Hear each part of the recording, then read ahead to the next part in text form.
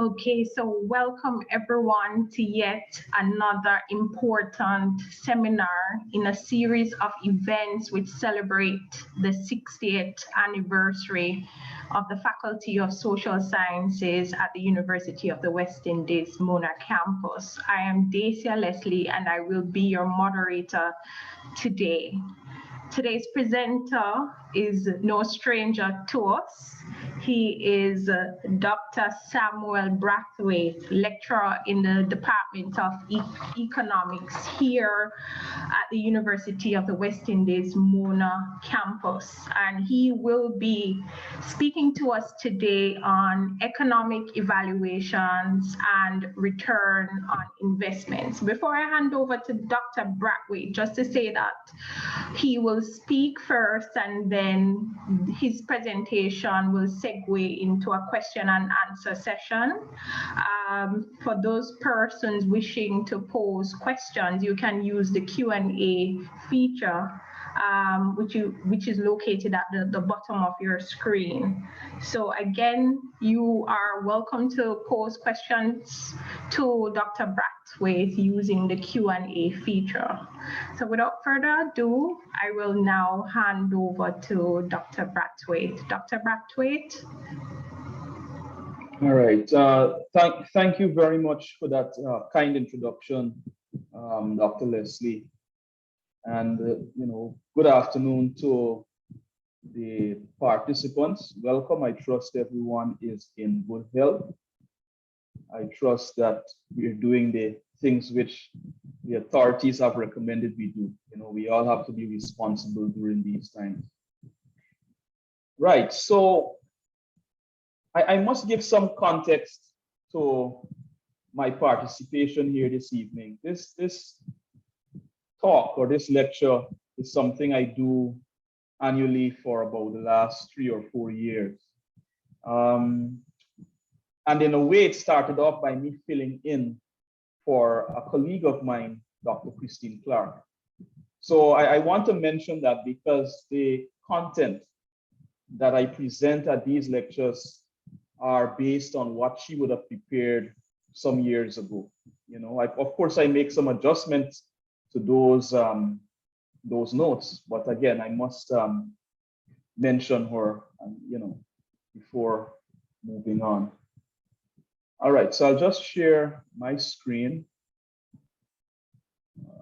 So I'm assuming everyone can see it. Right. So the particular topic, or the specific topic, has to do with estimating returns on investment in children. And this is just to say that the examples would be biased in that area. But it need not only be concerned with investment in children. I know, for example, SALISES does a lot of work in this area in terms of issues surrounding childhood and education and the like. So of course, a talk which gives examples to that effect is naturally important or useful. Additionally, I want to say that time doesn't permit for me to do the full coverage of what I would normally do. And this is not a knock on the organizers or anything. I'm just saying that what I'm doing here this evening is just a teaser as such. And what I will do afterwards is to leave 2 bits of resources, one of which I normally use, and a second one from the IDB, which I think would be useful for participants to get a better understanding and appreciation for the content. Right, so let's go. So by way of introduction, I find it necessary to first talk about what is economics and what do economists do, essentially. I think it's important to get that out of the way before getting into the issues of economic evaluation. Whenever I teach any course in economics, I would usually ask the first question, what is economics? And I would ask the class to say what economics is about in maybe one word or 2 or 3 words. And if I were to conflate economics into one word, that one word would be choice. If I were to conflate economics into a few words, I would say scarcity and choice. Very often there's this notion that economics is about money, and money is a part of it. But on a very basic level, it is the study of how we satisfy the unlimited wants with the scarce resources available to us, or the limited resources available to us. So when you think about what economists do, we strive. Everything we do, all of the different studies we do, whether it's in microeconomics, macroeconomics, what is the best way to use our resources? And by speaking to the best way of using resources, implicit in that is this idea of there's going to be a cost and there's going to be a benefit. All right. So moving on in terms of economic evaluation and what it speaks to. Economic evaluation of investment projects is the use of analytical methods of identifying, measuring, valuing, and comparing costs and returns of alternative projects. So there's several different, you'll find from time to time, there's several different competing interests. And if you think about government, as I speak here, we're still going through the budget debates in Parliament. In the case of Jamaica, these issues are much more concerning than, say, wealthier economies, given the fiscal space or the small fiscal space that the government has. So, okay, we have several different things that we want to do. Which one is most urgent? Which one will have the greatest impact?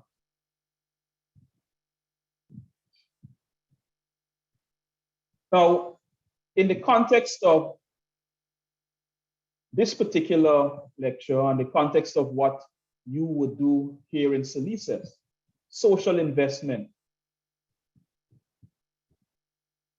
is cause for primary concern. So social investment in children manifests in 2 broad sectors.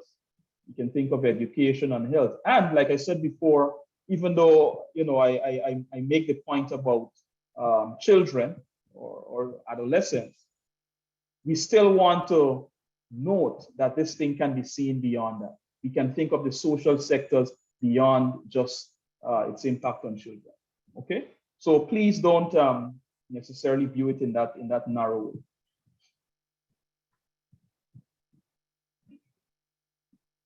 So investment in children may come from various sources and with different or common goals.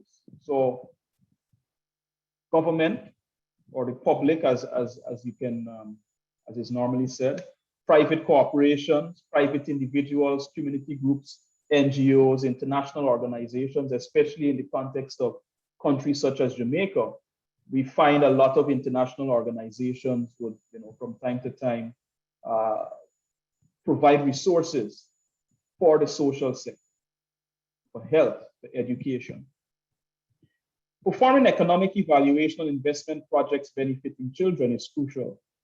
Enables accountability, provides an indication of attainment of said goals, and provides support for continuation or change of strategy. There is a saying, and part of this comes down to the idea of measurement, especially when we think of our situation here in the Caribbean. Very often you hear, oh, we can't find the data, or there's a dearth of information available, And this comes back to the point, that what gets measured gets done. You see? And so one of the things I want to emphasize here is that we shouldn't only think of, economic evaluation in a narrow way to say, okay, we have this project and we're just simply seeking to evaluate that project, or we have competing projects and we're seeking to evaluate, which one is the best one to engage in. But we should have a view that goes beyond a particular project. Always have to think ahead, especially in our situation whereby, you know, we don't have the resources that you will find in developed countries where, you know, there's lots of research done, there are lots of statistical analysis done and so on from time to time, you see, and data available. So anyone with a project in mind can say, okay, they can go and they can do some evaluation. So in our context, here's a project. We're looking to measure and to track what we do, but we have to think broadly and to think about, okay, how this can impact decision-making down the line, you see? So yes, the issues of accountability, I think we can all relate to that. The attainment of set goals, we can think of the sustainable development goals. And you know, the fact that one of the things they push is that you know, each country must take charge of their particular agenda, their particular set of goals. And as far as I'm aware, what would happen is that you're allowed to set your own initiatives, of course, within the broad framework of the SDGs. Okay. And the final point ties into what I said earlier, provide support for continuation or change of strategy. So this here is a little bit narrower than the suggestion I made earlier, in the sense that you might find that as you start or you engage in a project, there is need for change. And so that last point gets into that. I need to be careful as regards time, because time is running away. Yes, and I want to save time for questions. So yeah, so when we think of, again, investment in children, costs and returns, like I said before, this here is natural. This here is obvious. You know, there are going to be costs, and we want to weigh those against some return. So what are the costs? So the value of the resources, for example, personnel, buildings, vehicles, using the course of implementing a project, right? We have direct costs, and I like to see this in the way of, you know, when you think of accountants, and accountants would look at those out-of-pocket costs, right? Directly associated with a particular project. Like, for example, you have to pay people, you know, you have to pay workers, you have to buy raw materials and so on. Indirect costs, costs that may be incurred in executing the project, but which are not paid for by the project. For example, value of volunteers' time. Intangible costs, costs of emotional distress, suffering, pain, anxiety, etc.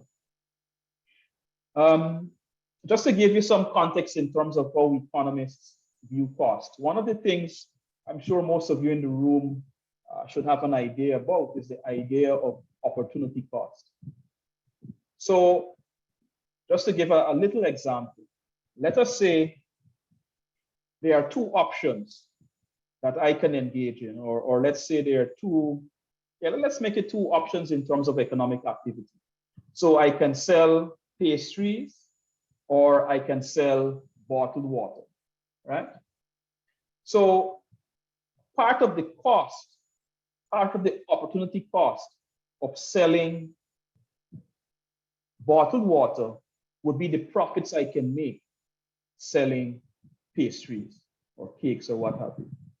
So an accountant would just say, okay, if you look at the profits, you know, the whatever we get from a particular thing. But this other step of the analysis says, well, okay, if I'm making, by accounting profit, I am making $10,000 a week in profits on you know, selling bottled water, and I'm making, or I could make $8,000 selling pastries or cakes, right? That 8,000 there becomes part of the opportunity cost of me selling bottled water. It's the next best alternative. So to calculate the economic profit there, now I would have to subtract that 8,000. So my economic profit would now be, say, only $2,000 per week, right? So when we think of these indirect costs, we see, you know, an economist would try to go beyond just those direct costs, those direct monetary costs, all right? What are the returns or benefits? The value of the benefits or outcomes derived from the implementation of a project. So project-related benefits, you have benefits that are directly attributable to the implementation of the project. For example, number of teenage pregnancy prevented. Non-project related benefits, benefits that are derived as byproducts of the project being implemented. For example, increase in rate of high school graduation for girls. All right. So you might very well find that, there are things which, weren't envisaged, but as a result of that particular project, there are these other benefits that come about. And so this particular point brings us to the issue of, when we think of a project and we think of evaluation and cost and so on. The way I look at it is that this process of evaluation is an ongoing process. Meaning at the very beginning of the project, or before you decide to do project X, you are obviously going to have some evaluation. If there are competing projects, you say, well, okay, I'm going to go with this particular project, right? As you start that project now, there are things which are going to come up along the way that you didn't envisage in the first place. There might be new costs, might be new benefits.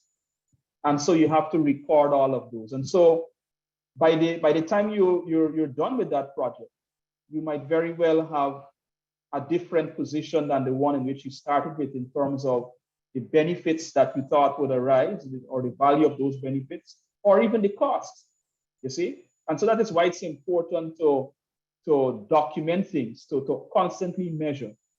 And again, to think of this economic evaluation, not as a one-time thing that we do at the start of a project or we compare different projects and we move on, but it's a continuous exercise that can then inform future projects. It might even inform that particular project, because if midway you decide, you know what, we might have to change some things because it's certainly not working out.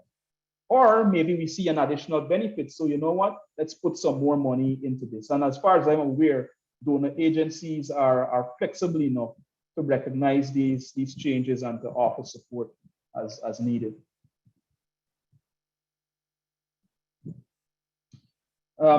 Estimating returns on investment in children. So evaluation perspective, the viewpoint of the bearers of the costs and benefits of an investment project. So who's bearing the cost? So we have societal, all costs and benefits considered regardless of who bears or earns them. Public, only costs borne and benefit valued by the government are considered. And then private, only individual costs and benefits are considered. Type of evaluation, prospective, evaluation based on costs and benefits currently being observed. Retrospective, evaluation based on costs and returns observed in the past. So this here, the types of evaluation tie in again with that point that I made earlier. That when we think of evaluation, it's not a one-off thing that we do at the beginning and then we just go merrily along. It's a process that is continuous, and it's a process that you can see from different angles, as you can see there. So I'll identify about three, I will identify three approaches. So first off, we have the cost effectiveness analysis. And as I said earlier, there is a publication from the IDB, which I will give you the reference for towards the end, that I would recommend for students or participants to read. It's not very long, less than 50 pages. So with cost effectiveness analysis, this is used to compare costs of alternative programs that produce a common benefit or outcome. Cost effectiveness analysis is a straightforward but underutilized tool for determining which of two or more interventions provide a non-pecuniary unit of effect at least cost. And that IDB publication I mentioned by Patrick McEwan, 2011. So that quote comes from that publication, right? So if I can move on, you get a better sense of what this is in a moment. So if we look at third bullet point, there's this incremental cost effectiveness ratio that, as you're doing the analysis, you're seeking to, calculate that number, and it's that number you can use to make reference to other programs, right? So in the denominator, you have that incremental effect. So you say, well, okay, if we have 5 more boys which are able to go to school and to complete primary school or whatever it is, what is the cost attached to that, right? So one of the things I usually say to students, when you're dividing, you're finding for one of the denominator. So if I give you a simple example, you can think of, if you go to the market and 10 mangoes cost $1,000. All of us in the room know how to find the price of one mango, right? We put 1,000 and we divide that by the 10. It's that same idea you want to think here when you look at the ratio. You have the cost on the top, and then you have that measurement there for the effectiveness, incremental effectiveness, yeah? So how many more children are able to benefit from whatever the program is providing, all right? And so we have that ratio, yeah? We have an example here: diet and physical exercise programs aimed at controlling childhood obesity.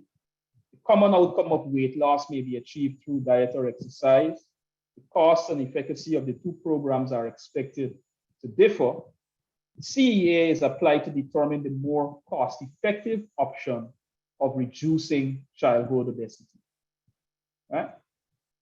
So again, there's cost at the top, numerator, and at the bottom, we have the quote-unquote benefit in an incremental way, all right?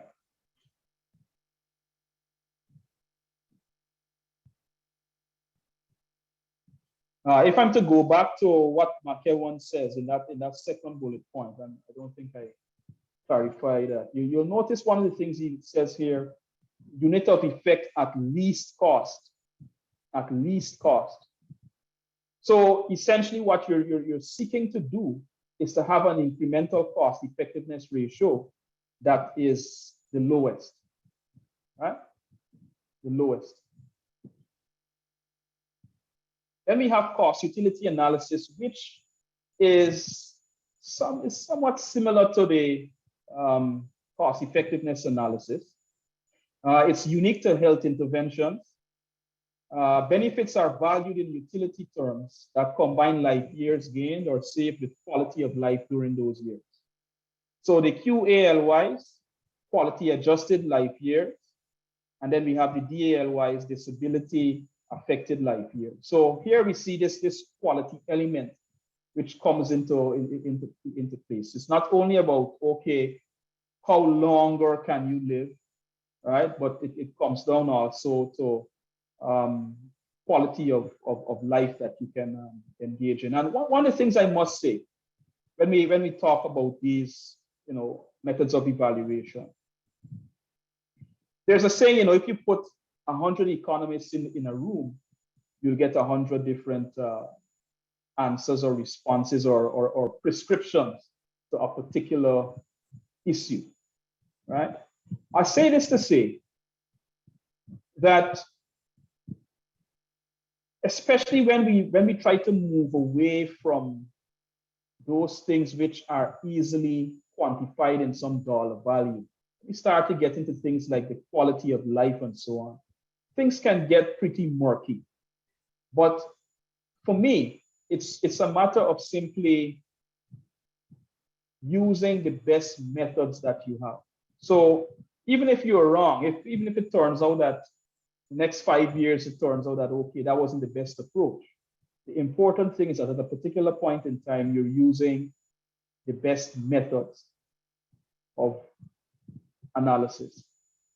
You see? And if time permits and if the data permits, there's no harm in using multiple approaches or using multiple definitions, you know, and then you see how, sort of like a sensitivity analysis approach. So you see how outcomes differ based on how things are interpreted or definitions used and so on. CUA, or cost utility analysis, is used to compare costs of alternative programs that have similar final effect on health. It's particularly suited to incorporate both mortality and morbidity into a single outcome. All right.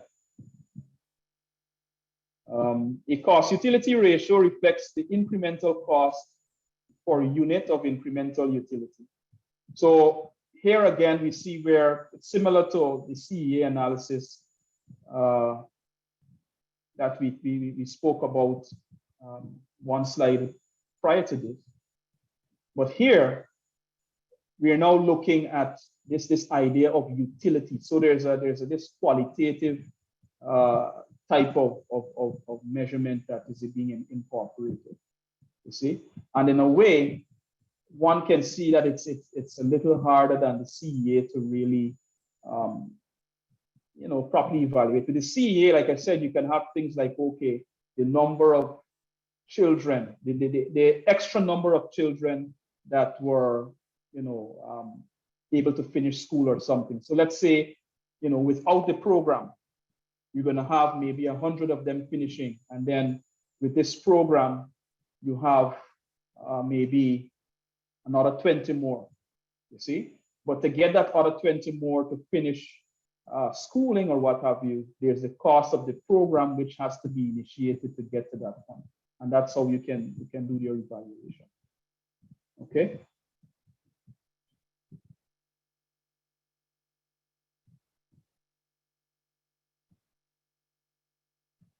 So we have an example here, and in fact, it's interesting that the example that they're giving us here is the example that you will find in one of the papers, in the paper that I recommend, not the IDB one. There's a second paper, which is a paper I would usually go through in some detail, but like I said, time doesn't permit for us to get into that. It can be highly mathematical in some parts of it, but what I say to students often, you know, before you even get into all the minute details of a paper, what you want to do is to, first of all, understand what the big picture is. So you can, even before you get into the mathematics, you just look at the, you know, the abstract, the introduction, the conclusion, and there are lots of information you can pick up just from that before you get into the mathematics of it all. So, with, you know, the example they give here, so you have a diet program aimed at controlling child obesity and teen smoking cessation program aimed at preventing lung cancer in adulthood. Both have the final effect of prolonging or saving life, but different immediate or intermediate effects. The cost and efficacy of the two programs are expected to differ. CUA is applied to determine the more effective option in improving quality of life.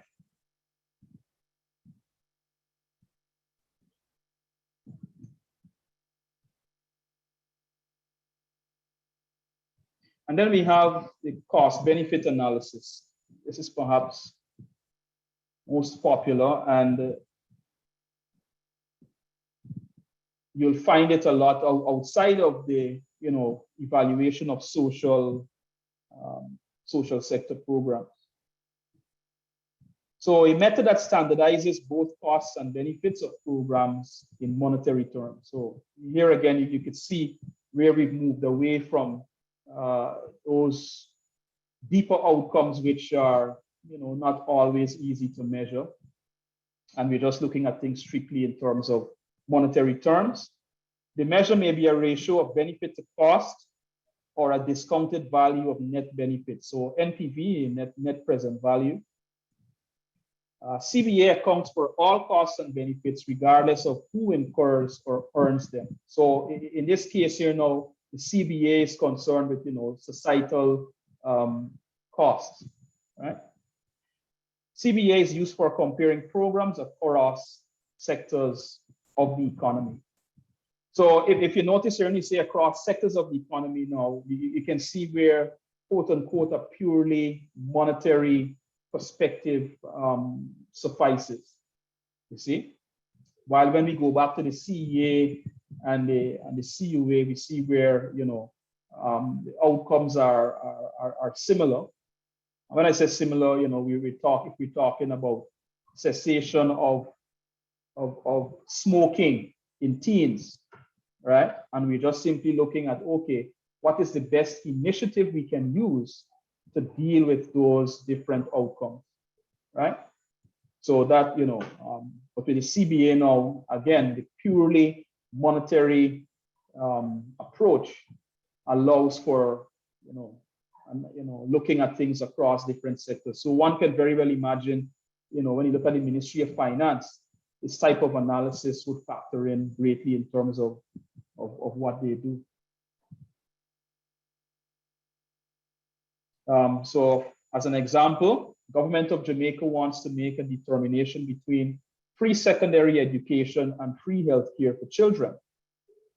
Seemingly, both projects have distinct outcomes. The different benefits could be quantified and converted to the same unit, dollars. CBA is used to make a determination of the best value for money, regardless of sentiment. So we're taking out that quote unquote human factor as such. CBA has been criticized on ethical grounds, and to give an example, is the life of a child more valuable than that of a senior citizen? And then here I pull out an excerpt from that paper on the cessation of tobacco in teens, Dino et al. One of our very own, I still regard him as part of the UWI Mona, Professor Abdul Kahari. He's also a contributor on that same paper. So here goes. When faced with selecting one intervention over another, decision makers such as school administrators often turn to a range of economic evaluation techniques, such as cost utility analysis. Benefits are expressed as quality adjusted life years. Cost benefit analysis. Benefits are expressed in monetary terms. And cost effectiveness analysis. Benefits are expressed as health-related benefits such as life years gained. Each evaluation technique has its pros and cons.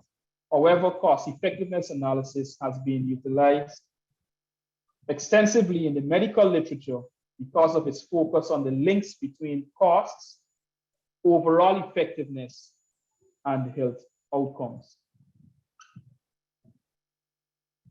So like I said before, that, when that thing was placed under the example of CUA, talking about tobacco cessation, it really should be placed under CEA, or it's better placed there in that. This excerpt here comes from that paper which talks about tobacco cessation, trying to have teens stop smoking. So what they're trying to do there is to, justify and to give credence to the approach that they are taking in that paper. Of course, there are going to be challenges. And so we have dynamic policies. Policy changes often affect program operations and create gap in data. So from time to time, especially here in the developing world,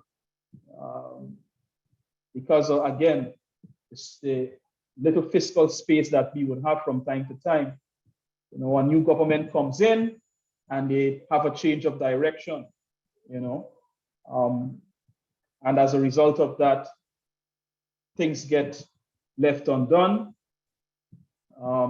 Information gathering, which, like I said, is crucial, gets left you know. So it's the reality of the world we live in. Of course, I think within recent times, there's a greater appreciation for, you know, project continuity and monitoring and evaluation and so on. So things are, I would say, are much better now than they were maybe a few decades ago, right? But we still want to recognize that, you know, policy changes can affect programs. Unstable macroeconomic parameters, inflation, interest and exchange rates all have significant impact on costs and values of benefits. I think here in Jamaica, we can appreciate the issue of exchange rate movements. You know, so especially in a scenario where perhaps we have to source raw materials from abroad, or perhaps we have a consultant that we have to pay, you know, and as the exchange rate moves, that then changes whatever costs we would have catered for in the first place. Of course, I do recognize too that a lot of times when you have, you know, projects and international agencies are involved, you know, the amount would just be in US dollars. So, you know, if that's the case, it works, you know, the exchange rate movements would not be an issue. But if it's a case whereby the government of Jamaica is funding the thing and they're using Jamaican dollars, and, you know, costs can you know, indeed become an issue. At this point, I want to make a quick comment on something which is my pet peeve when it comes to talk about the exchange rate. And of course, this week, if you're paying attention to what is happening in Parliament, it is front and center. From the time I got to Jamaica, I've been concerned with the way we talk about movements in the exchange rate. And what do I mean? You know, there's this view, we talk about devaluation. And for any student who's done macroeconomics with me, you will know my position is you should not talk about devaluation within the context of the Jamaican economy. Why? Because Jamaica does not operate a fixed exchange rate. If it had a fixed exchange rate, it would say the government or the central bank, which by the way is now independent or has greater independence now, they would say, well, okay, the value of the Jamaican dollar by law is now 150 to 1. And then next week they come out and they say, well, you know what? We're going to change it now to 153. We don't hear those statements. So the correct terminology to use is depreciation, because what is happening is that anybody from the central bank would say to you is that they allow the market to determine the exchange rate, the value of the Jamaican dollar, the value of the US dollar in Jamaican dollars. But yet we hear, and I hear this all the time, even from some of my colleagues, conflating devaluation and depreciation. In fact, this evening, the Prime Minister himself still conflating the two. We have to use the correct terminology, because I think it's disrespectful to the people at the central bank when you say devaluation. It's as if they're deliberately lowering the value of the currency. It is not the case. You see? So just again, you know, these changes, if we talk about inflation, when I teach inflation, I say to students, you know, some time ago, the jingle, Taras Riley, I think it was probably 2 years ago, the jingle about low inflation, low and stable inflation, because the central bank is now in a mode where the level of inflation is what dictates monetary policy, right? So their position now is that they're going to focus on targeting inflation. Now, why is low and stable inflation important? Well, if it is stable, it means that we can plan for it, right? You can make adequate preparation. You say, well, okay, we expect inflation to run between, you know, 2 and 3%, or about, you know, if you want to use the target of the central bank, between 4 and 6. And by the way, they choose 4 and 6, or between 4 and 6, because an economy that is rapidly growing, you will expect inflation to be somewhere in that region. So if you look at China and you look at India, you will see their inflation rate somewhere in that region. Because again, these are dynamic and rapidly growing economies. Matured economies like the United States, which are not growing as rapidly as say China or India, right? You will find lower inflation. But here in Jamaica, we want rapid growth. We want 5% growth. We want 6% growth. And so as a result of that, we need to target a higher rate of inflation. So that's why they have that, that number. But yes, so think about it this way, a simple example. Let us say you have $100 and you lend that $100 to a friend. And you say, well, okay, by the time the person pays you back, you expect inflation to be 5%. So you say to the friend, look, I'm going to lend you this money, but at the end of the period, when you give me the monies back, when you repay me, you'll have to pay me 5% more.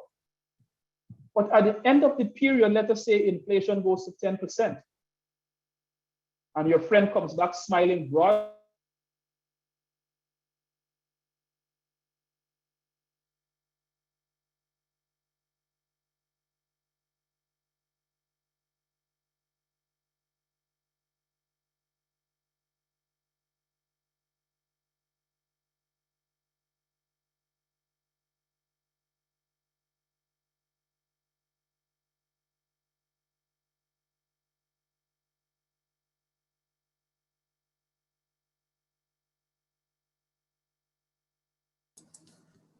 Sorry, I'm not sure what happened there. I just got bumped off. Anyway, yes. So so the point I was making about inflation, if we can't adequately plan for it, or if inflation is too high, 10%, 20%, what have you, it can make things really, really costly and so on. Intertemporal comparison of costs and returns must account for these factors. So the idea there behind intertemporal is that, projects would go for maybe 2, 3 years, 4 years, what have you. And so if we have an environment where we cannot adequately plan and cater for costs, inflation movement, high inflation or exchange rate movements and the like, then we cannot adequately plan for these things. You see? And that, of course, can affect the quality of the project. If people, for example, are not paid on time or we can't buy materials on time. In the case of Jamaica, one of the things we have to be grateful for is that we have seen prudent management of the economy for the last 8 years or so. I think both parties, JLP, PNP, have been doing a good job in that regard. Notwithstanding movements in the exchange rate, of course, but what they will say to you is that it's relatively stable. Dearth of reliable data. Most economic evaluation studies are done in retrospect, thus limit accuracy of data. So this comes back to the point. And like I said, in the world we live in, I see time and time again, you'll see requests for, we need to hire a monitoring and evaluation officer. So I think now we are more aware of the need to measure things and to keep information and to do analysis from time to time. And we have the tools, We have Google Forms, for example. There's so much information we can get for, without having to spend lots of money to collect it. Okay. Most programs are implemented without any consideration for an economic evaluation, and useful economic data are left uncollected. The way I like to think of this, and I mentioned this before, is that we have to have a habit of collecting information. It's like you're a security guard. A security guard is a person who has a lot of information, You might say, oh, they're just sitting there, but they collect a lot of information. That information, it might not be in their, their job description. So pay attention to something, but because they're there, they can't help but pick up on things outside of whatever narrowly defined job description they have. But guess what? That is what we want from them, because you never know when that information is going to become necessary or useful. You see? And it's the same way we want to think about economic evaluation on projects. You don't discard anything. And you always try to see, well, okay, how much information you can gather. As opposed to waiting until the end and then you say, boy, you know what? You know, I should have kept that bit of information, or I should have done this or done that. And yeah, so these are the references I mentioned a while ago, cost effectiveness analysis of education and health interventions in developing countries, impact evaluation guidelines. So that first paper from the IDB, I think is a useful publication to really get into details, some more details as regards economic evaluation. And then of course, the paper by Professor Abdul and others, cost effectiveness analysis of the Not on Tobacco program for adolescent smoking cessation. It's also a useful paper. So I can provide both of them to Dr. Leslie and she can share it with you. But I will stop there. I think I've exhausted my time, probably went through by a few minutes even. You did just fine. You did just fine. Thank you so much, Dr. Braithwaite, for deepening our insights on the various types of economic evaluations, including cost-benefit analyses. You spoke about cost-utility analyses. And of course, your presentation certainly shows us how M&E cuts across disciplines, right? And of course, you spoke about manifestation of social investment in children across the health and education sectors. So thank you so very much. I know we have burning questions, and so at this time, we will open the platform to questions and answers. Again, just to remind attendees that you can pose your questions using the Q&A feature located at the bottom of the screen. So are there any questions for Dr. Braithwaite?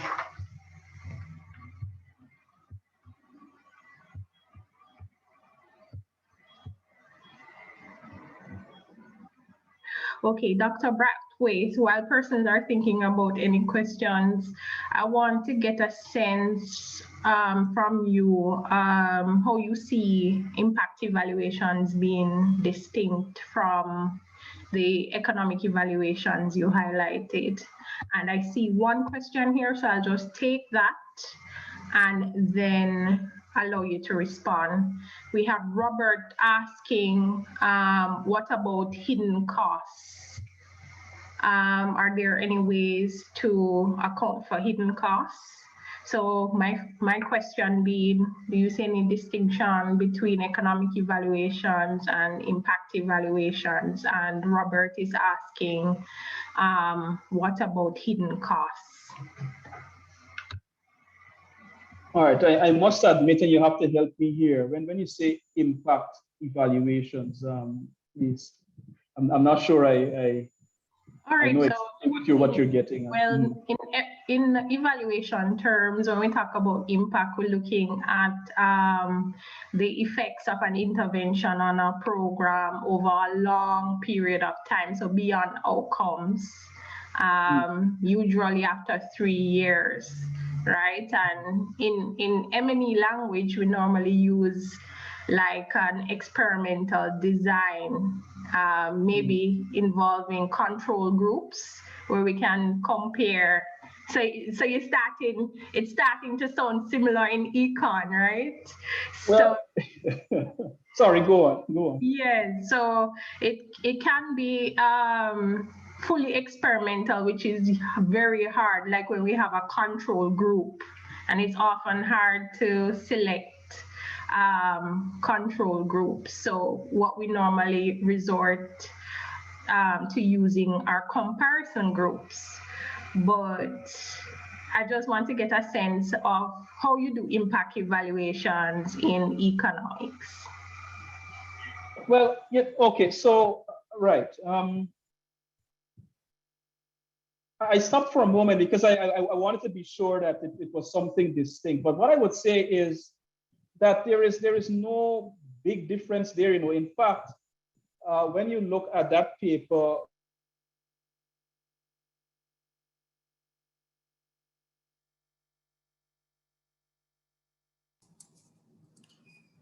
All right, Dr. Leslie, it seems as if you're having some internet issue with Dr. Braithwaite. Okay, let us give him some time to reconnect. Okay. In the meantime, let me invite person an upcoming public forum that we're having on March 31st. And at that public forum, we will have a keynote speech. Sorry, I'm not sure. Oh, okay. All right. What's happening? Dr. Braithwaite. Yeah. Anyway, I was saying that a few years ago, I think it was 2019, Esther Duflo, her husband, and another economist whose name I don't remember at this time, actually won the Prize for Economic Sciences, which some people erroneously call the Nobel Prize for Economics. And their work had to do with randomized controlled trials, you see, RCTs. And I think actually here in Jamaica, there was one done, I think, in the 90s on education. Forgive me for not remembering the full details on that, right? So that type of work, again, and there are concerns about ethical concerns, in the sense that, okay, you're depriving one group of access to whatever it is you're doing, and there's another group that is gaining access to it. So to be frank, it's not really that different in terms of the analysis per se. Or at least I don't see any difference there per se. It's just that with these, the cost effectiveness analysis or the cost utility analysis, there's a particular metric that you're trying to calculate for comparison, and the time period might be short. And remember too, we have, as I said very early in the presentation, you have analysis which can be done prior to, analysis which is done afterwards, So I should say in my non-expert opinion, I don't see any, significant difference there at all. And so based on that question, I think yourself and the students would appreciate that paper on tobacco cessation, because it does, cover a number of years. Yes. The other question has to do with hidden costs. Yes, I did mention earlier that there are costs, and economists like to look at what you call quote unquote hidden costs, right? And it's interesting you ask that, because one of the concerns which I didn't mention a while ago is that if you have 100 economists, they're all going to give you some different view, especially when you come to these quote unquote hidden costs. Just to give you an example, years ago when I was in grad school, and when you're in grad school, you have to do teaching and the like. What I would do, and this is when I was actually in the United States at that time, there were two lovely articles on the cost of the Iraq war, you see? And they're economists, of course, trying to assess the cost. And of course, the cost for the economists went way beyond what the accountants at the Congressional Budget Office, what they were looking at. So the economists would say, well, okay, a person went to war, they lost a limb, they now return home, and there's some calculation that has to be done based on the fact that that person can no longer do the type of job they were doing. So what is the loss of income and all of that, And one of the interesting things too about those articles is this idea of the value of a statistical life. The value of a statistical life. So you could very well imagine the Iraqis, because again, Iraqi women, children, and men were killed in that conflict. Yes. The value attached to their lives would have been less than the value attached to the lives of American soldiers and the like, you see? So, the issue of cost that we can't readily put some numerical value to is of course a great concern, and different people treat it differently. In my opinion, a good way of looking at it is to have perhaps like 3 different measurements you can have. You can have like a high estimate, a middle ground, and then a lower estimate. To me, giving people options, choices, is the best way to go, as opposed to saying, okay, my approach is the best one and yours is wrong and all that type of fight. Give different approaches. So that would be my answer to that. And yes, hidden costs are important and are not easy to really treat with. Okay, thank you so very much, Dr. Braithwaite. We have a question in the chat. The question is, what are your views on the synergies between the emerging field of data analytics and traditional economics? All right, so these are some interesting and tough questions, I must say. So again, I'm just going to put on my hat to say, my non-expert hat, right? Let me give you an example. Over the last few weeks, sitting right at this desk here, I've been crunching a lot of numbers. The department has kindly provided me with a computer that has, I think it's a good business computer, a lot of good specs, right? And I would run programs that sometimes take 2 hours to run, right? Right from here, I can do it. I would have it on there and I go and I do whatever else I need to do, come back, see what the results are. If we go back 50 years ago, the amount of computing power I have now and the things I can do, folks couldn't do it then.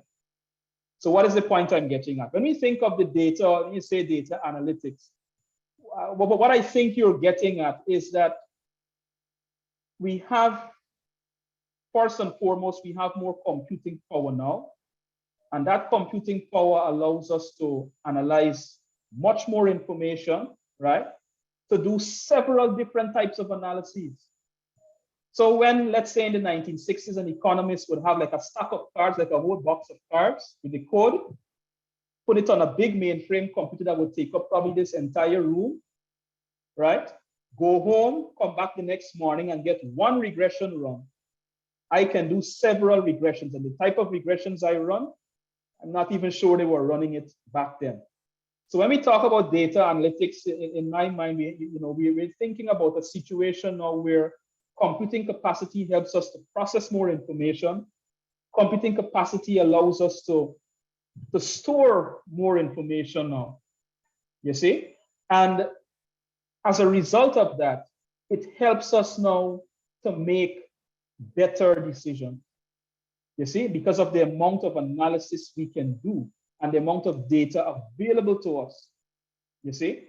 So I wouldn't, the term traditional economics, I'm not sure I entirely agree with that terminology, but just to say that as a field, we can do a lot more now based again on the computing capacity. And in some cases, people say that economics has become too mathematical, right? But basic economic theory still pretty much holds, but it's the, what is happening now again is just that we have more capacity and more data available to us to make better, to arrive at better conclusions, so that's how I would answer that particular question. Indeed, and with better conclusions, we can engage more in evidence-based decision-making, and that's kind of the nexus with, using evaluation findings to inform policy making and the way forward, right? It can also cause more fights, Just to give you an example, former President Obama, in his closet, he said he would have a few suits. So when you go in there, you'll see several suits, of course, but they're all of the same look and feel and so on. Because in his mind, he doesn't want to have to make too many choices. He doesn't want too much choices in terms of what to wear. Like, what should I wear today? You don't have time for that, right? So on the one hand, while it allows us to do a lot more analysis, it can also affect, us actually arriving at a particular thing. You can have more disagreements, but these are all, every time you have some new thing or something which supposedly makes our lives better, there are also costs which come along with it, you see. So, but yes, I think we can all agree that it's good to have choices, even though, yes, we must recognize that, it can bring some other issues along the way. Yeah.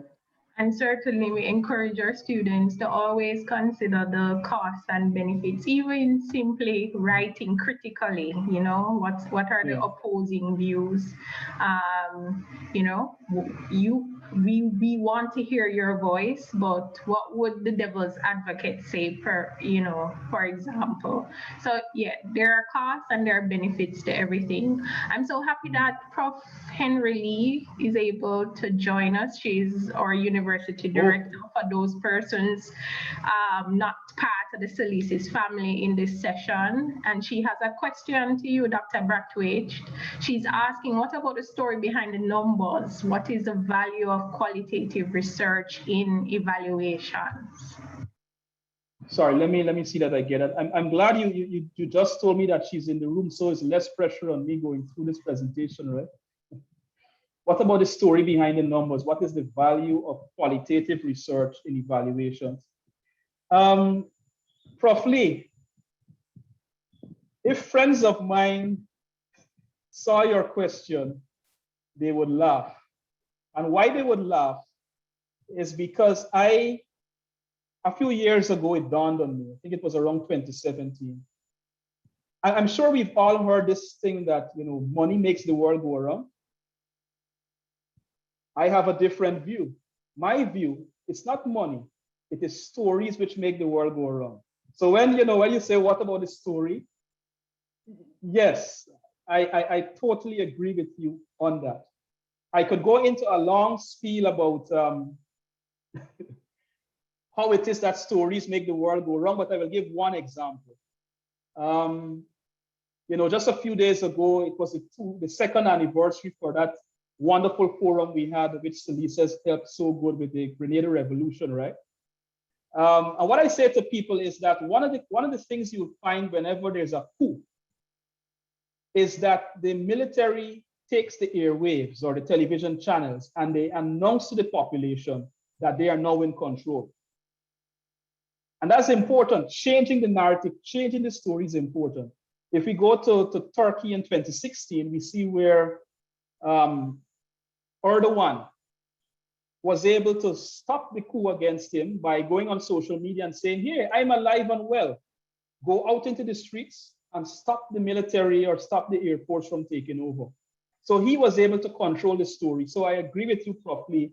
The story is important. In fact, I remember doing econometrics in undergrad and the lecturer saying, look, at the end of the day, you need to have a proper story. You can do all the number crunching and economists, we like the numbers and this model and that model. If the story doesn't align, right? If there's no common sense to it, you're wasting your time. You see? So I am glad you asked the question. My friends would be laughing now if they saw that word story there, because I'm always telling them about the importance of stories. So I totally agree with you on that count.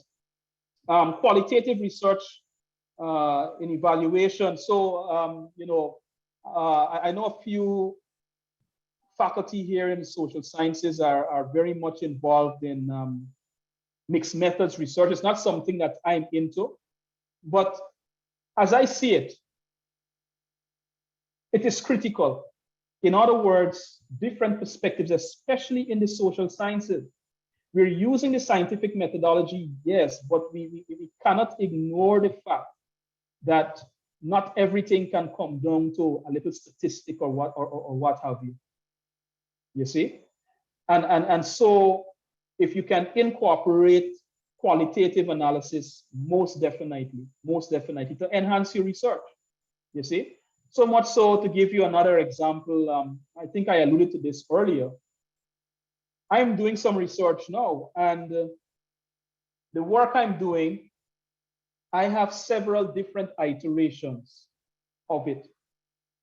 And why I'm doing this too is that some years ago, I did some work on international trade, the gravity model, and the paper got rejected. So now I'm going back again. And this time I'm trying to cover all bases, just to cover everything. And so you tell the story from multiple sides. So they can't say, but you know what about this? It don't work. No, I cover all sides. So when you talk about qualitative research in terms of these evaluations, I agree. Of course, sometimes what happens is that there are issues relating to money, right? Money and time. So money, time, and expertise too. That sometimes you find that qualitative considerations are not given enough ventilation in this type of, in terms of evaluation. I want to make the point too that one of the ways in which qualitative evaluations can be incorporated in a particular piece of analysis is that even if time, money, and resources don't allow, human resources don't allow for that type of analysis, you can always use published research. You can say, well, okay, Prof. Lee found this in 2010. You understand? And incorporate that in your analysis, you see? So that is why, as I noted earlier, it's good, when we're thinking about projects, to think beyond just some narrow end and think about the broader scientific value that we may not readily see at a particular point in time. So again, thanks for those wonderful questions. I hope I did justice to them, but yes, I do agree. Absolutely, Dr. Braithwaite. Again, thank you so very much for accepting the invitation. You're like family to us now. Yes, yes. 4 years going. So with that last comment, I think, ladies and gentlemen, we have come to the end of today's seminar. We thank all the participants. We thank Prof. Audrey Henry Lee, University Director of SALISES. We thank Richard Leach, Orin Spence, all the persons instrumental in organizing today's seminar. And just to say before everyone goes, we invite you to join us on March 31st at 5 p.m. when we will hear from Senator the Honorable Matthew Samuda on successfully managing COVID-19 in prisons. So look out for the flyer and registration instructions, and we invite you to join us on that day. Again, thank you everyone for joining us today. Thank you, Dr. Braithwaite. We look forward to our continued partnership, and I hope that everyone stays safe. Have a good evening, everyone. Bye-bye. Thank you much for having me. All right, do take care. Richard, Prof. Lee, take care. And students, I think I saw Kevin in the room too. Kevin, respect.